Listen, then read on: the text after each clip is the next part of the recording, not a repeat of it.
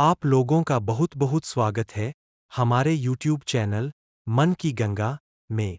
ऐसी ही और धार्मिक कहानियों के लिए हमारे चैनल को सब्सक्राइब करें और वीडियो को लाइक करें।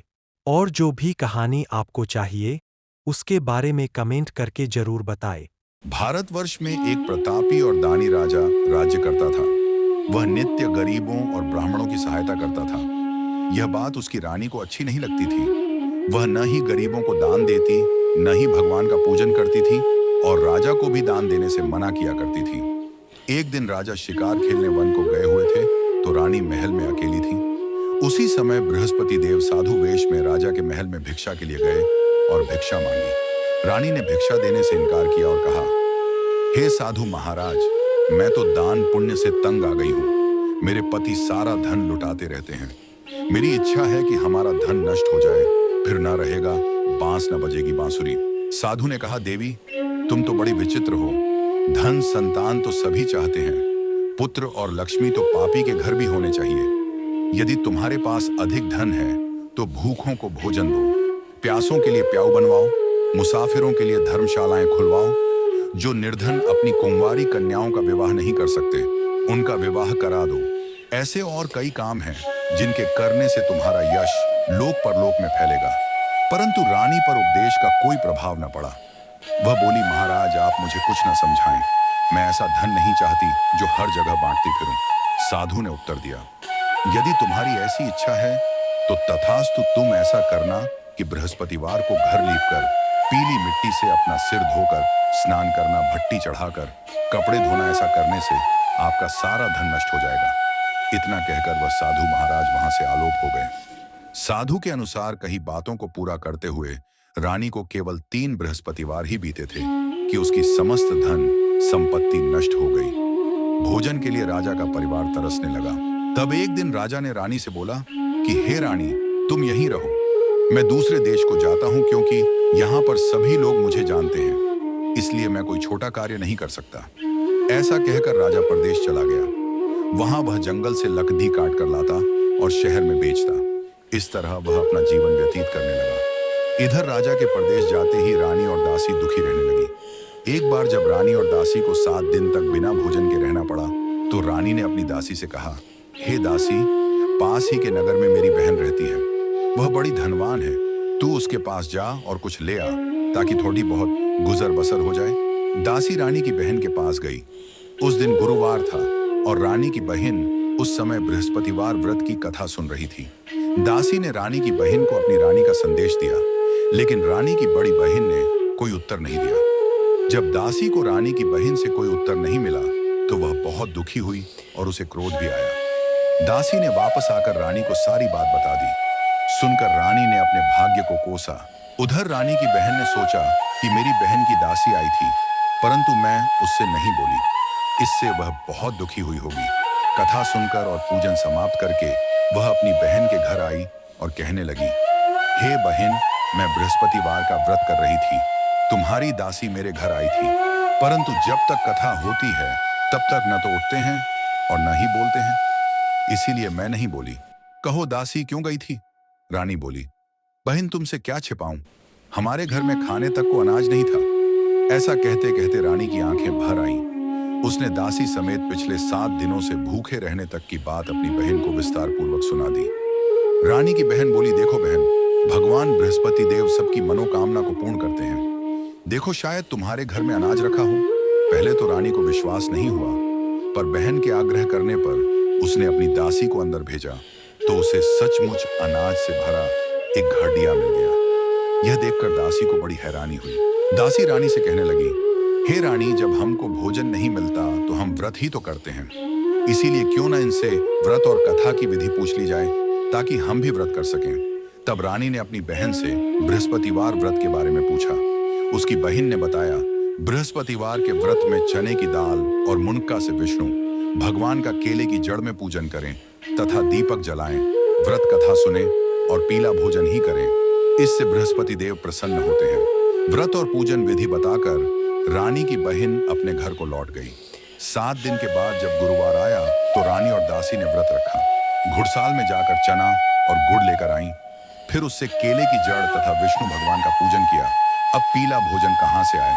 इस बात को लेकर दोनों बहुत दुखी थे, क्योंकि उन्होंने व्रत रखा था। इसीलिए बृहस्पति देव उनसे प्रसन्न थे। इसलिए वे एक साधारण व्यक्ति का रूप धारण कर 2 थालों में सुंदर पीला भोजन दासी को दे गए। भोजन पाकर दासी प्रसन्न हुई और फिर रानी के साथ मिलकर भोजन ग्रहण किया। उसके बाद वे सभी गुरुवार को व्रत और पूजन करने लगी। बृहस्पति भगवान की कृपा से उनके पास फिर से धन संपत्ति आ गई। परंतु रानी फिर से पहले की तरह आलस्य करने लगी। तब दासी बोली, देखो रानी, तुम पहले भी इसी प्रकार आलस्य करती थी। तुम्हें धन रखने में कष्ट होता था, इस कारण सभी धन नष्ट हो गया। और अब जब भगवान बृहस्पति की कृपा से धन मिला है तो तुम्हें फिर से आलस्य होता है। रानी को समझाते हुए दासी कहती है कि बड़ी मुसीबतों के बाद हमने यह धन पाया है, इसलिए हमें दान पुण्य करना चाहिए। भूखे मनुष्यों को भोजन कराना चाहिए और धन को शुभ कार्यों में खर्च करना चाहिए, जिससे तुम्हारे कुल का यश बढ़ेगा, स्वर्ग की प्राप्ति होगी और पितृ प्रसन्न होंगे। दासी की बात मानकर रानी अपना धन शुभ कार्यों में खर्च करने लगी, जिससे पूरे नगर में उसका यश फैलने लगा। बृहस्पतिवार व्रत कथा के बाद श्रद्धा के साथ आरती की जानी चाहिए।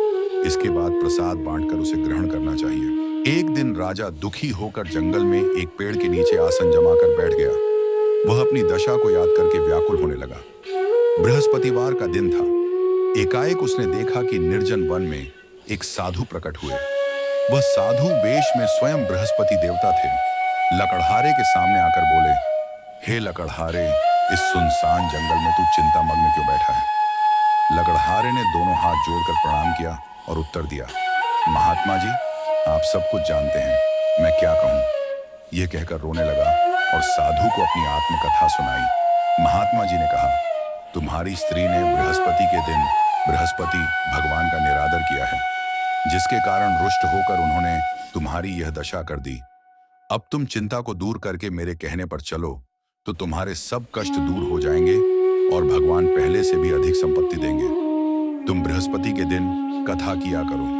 2 पैसे के चने मुनक्का लाकर उसका प्रसाद बनाओ और शुद्ध जल से लौटे में शक्कर मिलाकर अमृत तैयार करो। कथा के पश्चात अपने सारे परिवार और सुनने वाले प्रेमियों में अमृत व प्रसाद बांटकर आप भी ग्रहण करो। ऐसा करने से भगवान तुम्हारी सब मनोकामनाएं पूरी करेंगे। साधु के ऐसे वचन सुनकर लकड़हारा बोला, हे प्रभु, मुझे लकड़ी बेचकर इतना पैसा नहीं मिलता जिससे भोजन के उपरांत कुछ बचा सकूं। मैंने रात्रि में अपनी स्त्री को व्याकुल देखा है। मेरे पास कुछ भी नहीं जिससे मैं उसकी खबर मंगा सकूं। साधु ने कहा, हे लकड़हारे, तुम किसी बात की चिंता मत करो। बृहस्पति के दिन तुम रोजाना की तरह लकड़ियां लेकर शहर को जाओ। तुमको रोज से दुगुना धन प्राप्त होगा, जिससे तुम भली भांति भोजन कर लोगे तथा बृहस्पति देव की पूजा का सामान भी आ जाएगा। इतना कहकर साधु अंतर्ध्यान हो गए। धीरे धीरे समय व्यतीत होने पर फिर वही बृहस्पतिवार का दिन आया। लकड़हारा जंगल से लकड़ी काटकर किसी शहर में बेचने गया। उसे उस दिन और दिन से अधिक पैसा मिला। राजा ने चना गुड़ आदि लाकर गुरुवार का व्रत किया। उस दिन से उसके सभी क्लेश दूर हुए। परंतु जब दोबारा गुरुवार का दिन आया तो बृहस्पतिवार का व्रत करना भूल गया। इस कारण बृहस्पति भगवान नाराज हो गए। उस दिन उस नगर के राजा ने विशाल यज्ञ का आयोजन किया तथा शहर में यह घोषणा करा दी कि कोई भी मनुष्य अपने घर में भोजन न बनावे, न आग जलावे। समस्त जनता मेरे यहाँ भोजन करने आवे। इस आज्ञा को जो न मानेगा उसे फांसी की सजा दी जाएगी। इस तरह की घोषणा संपूर्ण नगर में करवा दी गई। राजा की आज्ञानुसार शहर के सभी लोग भोजन करने गए, लेकिन लकड़हारा कुछ देर से पहुंचा, इसलिए राजा उसको अपने साथ घर लिवा ले गए और ले जाकर भोजन करा रहे थे तो रानी की दृष्टि उस खूंटी पर पड़ी जिस पर उसका हार लटका हुआ था। वह वहां पर दिखाई नहीं दिया। रानी ने निश्चय किया कि मेरा हार इस मनुष्य ने चुरा लिया है। उसी समय सिपाहियों को बुलाकर उसको कारागार में डलवा दिया। जब लकड़हारा कारागार में पड़ गया और बहुत दुखी होकर विचार करने लगा कि न जाने कौन से पूर्व जन्म के कर्म से मुझे यह दुख प्राप्त हुआ है, और उसी साधु को याद करने लगा जो कि जंगल में मिला था। उसी समय तत्काल बृहस्पति देव साधु के रूप में प्रकट हुए और उसकी दशा को देखकर कहने लगे, अरे मूर्ख, तूने बृहस्पति देव की कथा नहीं करी, इस कारण तुझे दुख प्राप्त हुआ है। अब चिंता मत कर। बृहस्पतिवार के दिन कारागार के दरवाजे पर 4 पैसे पड़े मिलेंगे, उनसे तू बृहस्पति देव की पूजा करना। तेरे सभी कष्ट दूर हो जाएंगे। बृहस्पति के दिन उसे 4 पैसे मिले। लकड़हारे ने कथा कही।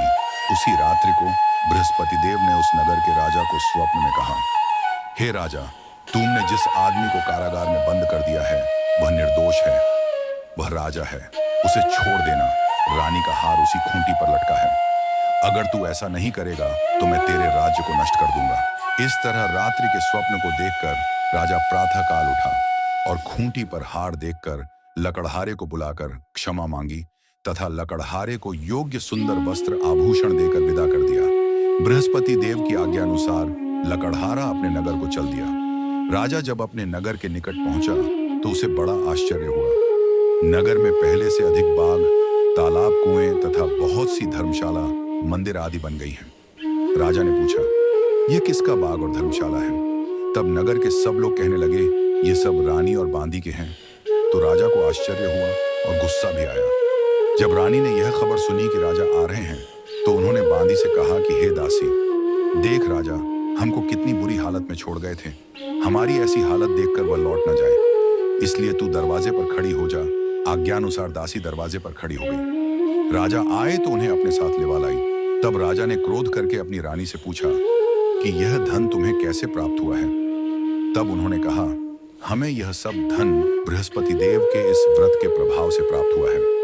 राजा ने निश्चय किया कि 7 रोज बाद तो सभी बृहस्पति देव का पूजन करते हैं, परंतु मैं प्रतिदिन दिन में 3 बार कहानी तथा रोज व्रत किया करूंगा। अब हर समय राजा के दुपट्टे में चने की दाल बंधी रहती तथा दिन में 3 बार कहानी कहता।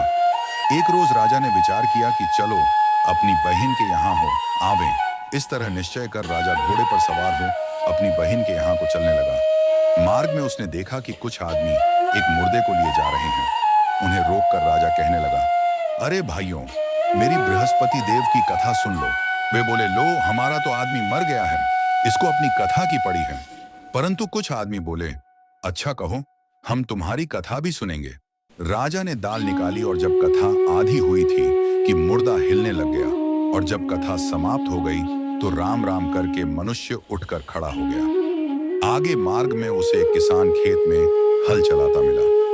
राजा ने उसे देखा और उसे बोले, अरे भैया, तुम मेरी बृहस्पतिवार की कथा सुन लो। किसान बोला, जब तक मैं तेरी कथा सुनूंगा तब तक 4 हरैया जोत लूंगा। जा अपनी कथा किसी और को सुनाना। इस तरह राजा आगे चलने लगा। राजा के हटते ही बैल पछाड़ खाकर गिर गए तथा किसान के पेट में बड़ी जोर का दर्द होने लगा। उस समय उसकी माँ रोटी लेकर आई।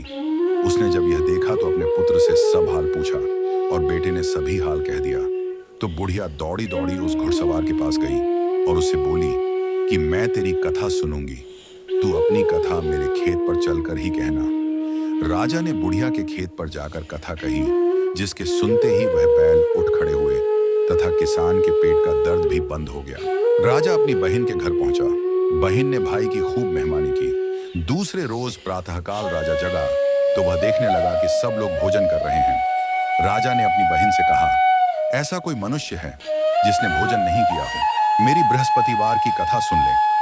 बहन बोली, हे भैया, यह देश ऐसा ही है कि पहले यहाँ लोग भोजन करते हैं, बाद में अन्य काम करते हैं। अगर कोई पड़ोस में हो तो देख आऊं। वह ऐसा कहकर देखने चली गई, परंतु उसे कोई ऐसा व्यक्ति नहीं मिला जिसने भोजन न किया हो। अतः वह एक कुम्हार के घर गई जिसका लड़का बीमार था। उसे मालूम हुआ कि उनके यहाँ 3 रोज से किसी ने भोजन नहीं किया है। रानी ने अपने भाई की कथा सुनने के लिए कुम्हार से कहा। वह तैयार हो गया। राजा ने जाकर बृहस्पतिवार की कथा कही, जिसको सुनकर उसका लड़का ठीक हो गया। अब तो राजा की प्रशंसा होने लगी। एक रोज राजा ने अपनी बहन से कहा कि हे बहन, हम अपने घर को जाएंगे, तुम भी तैयार हो जाओ। राजा की बहन ने अपनी सास से कहा।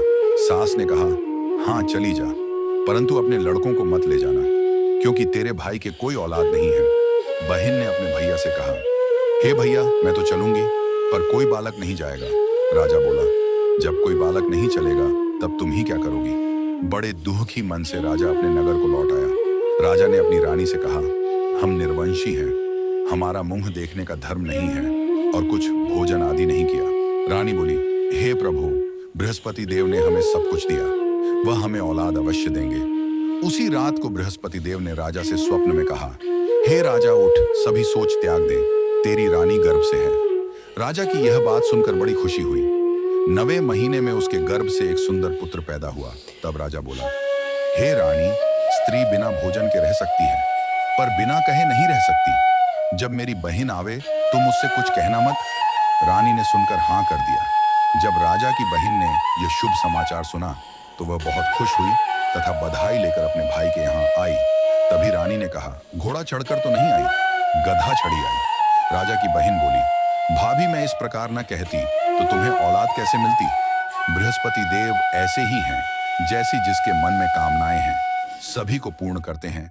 जो सद्भावना पूर्वक बृहस्पतिवार का व्रत करता है एवं कथा पढ़ता है अथवा सुनता है, दूसरों को सुनाता है, बृहस्पति देव उसकी सभी मनोकामना पूर्ण करते हैं।